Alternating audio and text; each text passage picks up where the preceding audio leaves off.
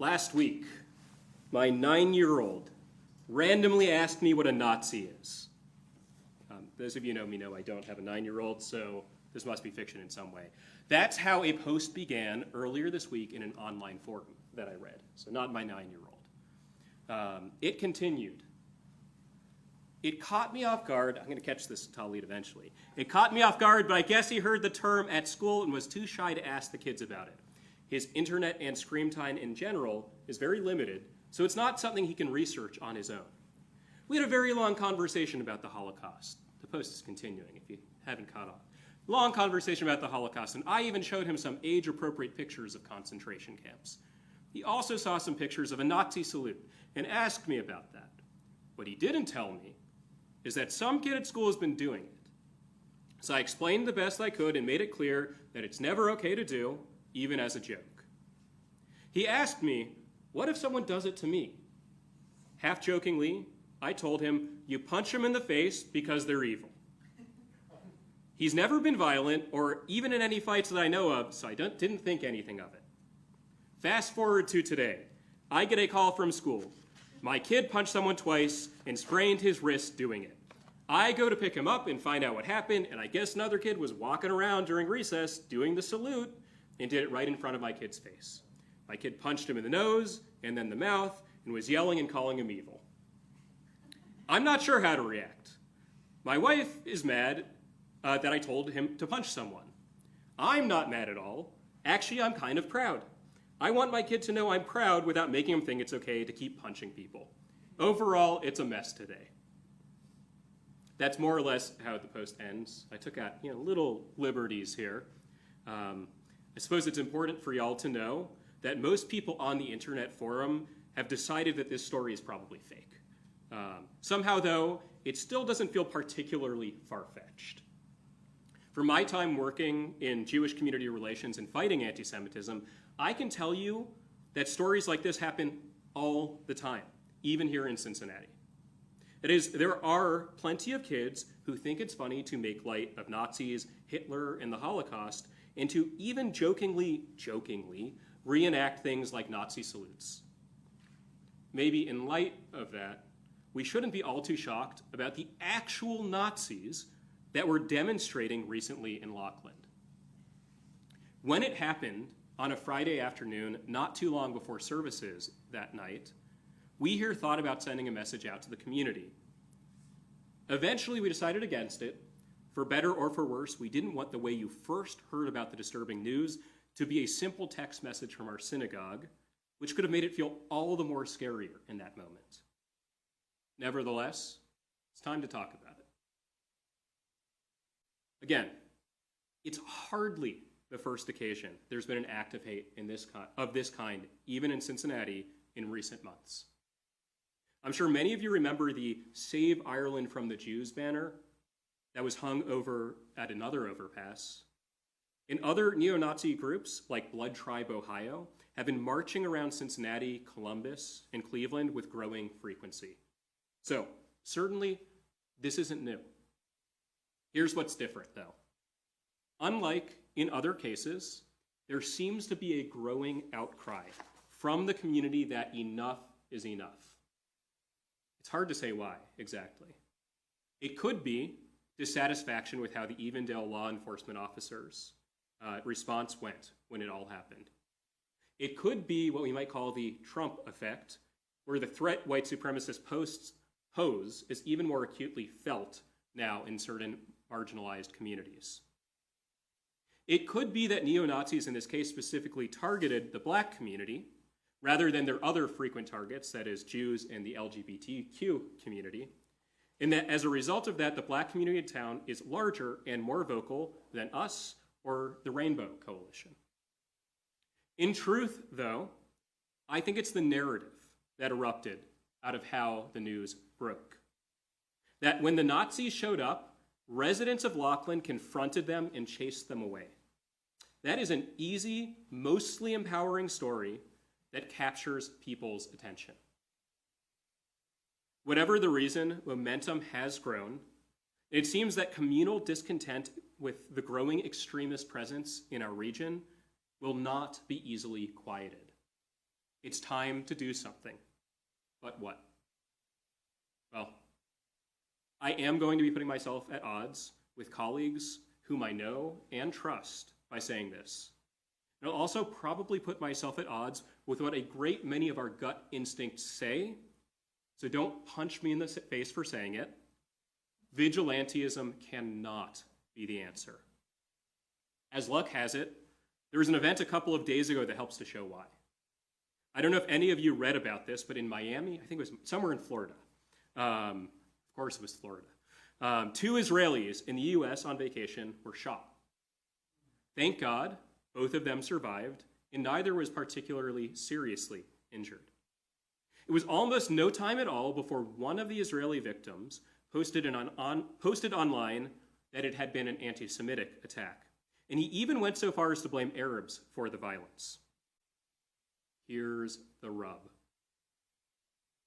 The Israelis were not attacked by Arabs or Muslims or anyone else even sympathizing with the Palestinian cause.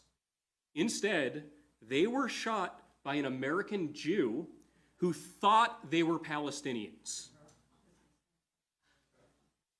I'll give you a moment to take that one in. He thought they were Palestinians, decided to take matters into his own hands, and pulled out a gun. Of course, I just want to say this outright directly. It wouldn't be any better had they turned out to have been Palestinians. But that just emphasizes the point. These 2 Israelis somehow wound up being the victims of an Islamophobic attack. It's because when people engage in vigilantism, bad things happen. The vigilante justice of confronting the Nazis on the bridge is absolutely heroic in retelling. It makes a great narrative. But it could have ended so much worse. But for a bit of dumb luck, we would now be telling the story of how 30 members of Cincinnati's black community were shot to death by Nazis on a local bridge. What's worse, actually, I don't think this is worse. That would have been worse. But add to that, much as we abhor them, the Nazis, and their behavior and their language, they weren't engaging in illegal activity, except at most on technicalities. There are ways for us to change the law to make it illegal in the future, and I bet many of you would support that. But as of now, it isn't illegal. And physically attacking people for exercising their First Amendment rights is not how we're supposed to solve disagreements in the United States. The US is meant to be a nation of laws, a concept we share with our Jewish tradition, where we are a nation of mitzvot. So what do? We gather, we plan, we act. In 2 weeks, at noon, on Saturday, March 8th, in Washington Park, Cincinnati's will be gathering to proclaim that we won't stand idly or quietly by as extremists terrorize the most vulnerable among us. In 2 weeks, I hope you will join me and our community there in Washington Park as we say what our ancestors at Sinai said thousands of years ago, responding to the call of their time, Na'aseh v'nishma. And Jer, I'll have you pop back a second to that QR code. You don't have to scan it now, but we will be sharing information on this. We will be meeting up that Saturday morning in advance of the rally. We will have a short Shabbat prayer service down by Washington Park, and then we'll go over as Temple Sholom, and we'll put our values out for the community to see. We can keep going again. Na'aseh v'nishma. These are the words that were proclaimed. Too much has been written on them already. Na'aseh v'nishma, we will do and we will listen. Why that order? Why that pair? I leave it to your imaginations. I won't add to the ink spillage. I leave it to your imaginations to parse out the meaning within them. Na'aseh v'nishma, though, at the very least, could never have been easy. When the Israelites stood at Sinai's foot, while they spoke in one voice, they must have been a conflicted group. After all, the same Israelites who in Parshat Mishpatim, this week's Torah portion, listened to God's charge and cried out their allegiance to it, Na'aseh v'nishma, those are the same Israelites who in story after story in the Tanakh fight with one another. They might have managed to speak in chorus in this one instance, but generally their relationships were anything but harmonious. If I can create what I would call a new midrash, I wonder what it would have been like at the foot of Sinai when the Israelites were listening to God's commands. Could it have been that Korach, the most infamous Israelite, whose story from the book of Numbers we'll read in a few months, could it have been that he stood shoulder to shoulder with Aaron and Miriam, whom he later tried to depose? After all, they were each leaders. They probably had places of honor within the community. They probably had seats on the bima, so to speak.